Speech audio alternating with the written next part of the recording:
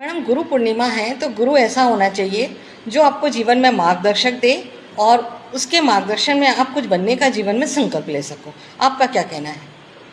पहले तो मैडम गुरु पूर्णिमा की सबको बहुत बहुत बधाई। गुरु पूर्णिमा की हम दोनों की तरफ से सभी विद्यार्थियों को, सभी पूरे भारतवासियों को शुभकामनाएं।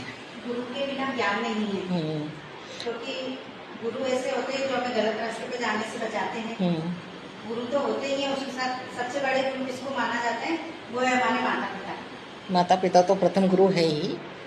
इसलिए जैसी शिक्षा घर से मिलेगी हम्म वैसे वो संस्कार बाहर ले जाएगा, पर उन संस्कारों को अच्छे रूप में गुरु ही विकसित करते हैं। अच्छा, ठीक है मैडम, ये तो सबको पता है कि जो प्रथम गुरु हमारी माता है, पिता है। लेकिन आपको पता है कि हम सबके पूरे जो जितनी भी धरती पे जो लोग हैं, पूरे ब्रह्मांड में हम सबके जो प्रथम गुरु हैं वो बृहस्पति देव हैं। बृहस्पति देव, जिसको हमारे भारत में गुरु के नाम से भी जाना जाता है, गुरुवार भी हम बोलते हैं, तो बृहस्पति देव हम सबके गुरु हैं। उसके बाद शिव जी हैं, इसके बाद हमारे जो है माता है और हमारे जो गुरु हैं सब आते हैं। तो कहने का ये मतलब है कि जो गुरु है वो कैसा होना चाहिए? ज्ञान देने वाला आपका होना चाहिए।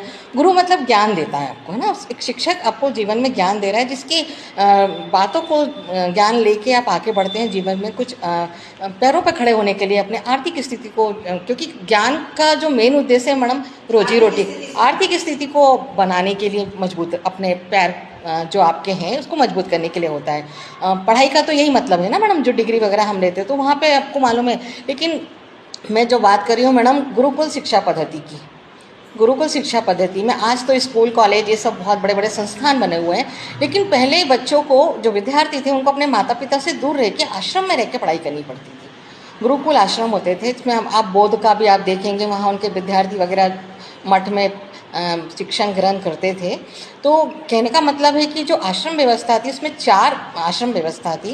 पहला था ब्रह्मचर्य, गृहस्थ, वानप्रस्थ और संन्यास। तो जो ब्रह्मचर्य था वो पूरा विद्यार्थी शिक्षण के लिए गुरु से ज्ञान लेने का था। उसके बाद उनकी गृहस्थी चालू होती थी। तो माता पिता से दूर रह के जो दूसरा उनका जो स्थान होता था वो गुरु का होता था, जिसकी एक एक चीज़ की आज्ञा का पालन विद्यार्थियों को करना पड़ता था, और वो एक अच्छे समाज को बहुत अच्छे सुदृढ़ अपनी चीज़ों को रख सकते थे। भारतीय समाज में जो एक संस्कारिक जो पारंपरिक परंपरा थी, गुरु शिक्षण पद्धति की बहुत मान्य थी, जिसमें राम जी के भी गुरु थे, कृष्ण जी के भी थे, है ना। आज इन सब के हम देखो तो आश्रम भी मिलेंगे जहाँ ये पढ़ने आए थे।